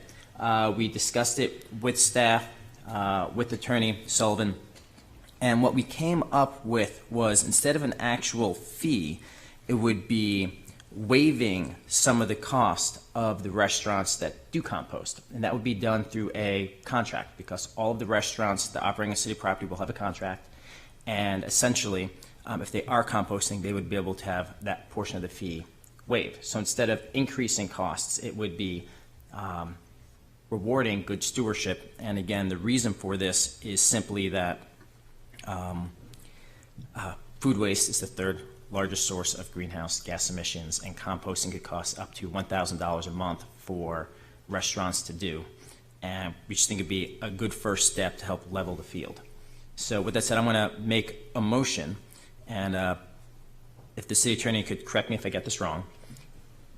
So I motion that $200 in outdoor dining fees be waived for food service establishments on city property that abide by the composting requirements of the single-use disposables ordinance. And I could say that again for Kelly if it helps. Sure. Yeah. Motion that $200 in outdoor dining fees be waived for food service establishments on city property that abide by the composting requirements of the single-use disposables ordinance. There's a second. Second.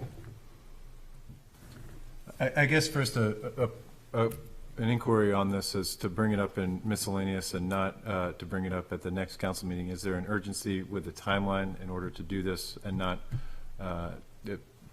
bring it up as a typical agenda item in 2 weeks' time?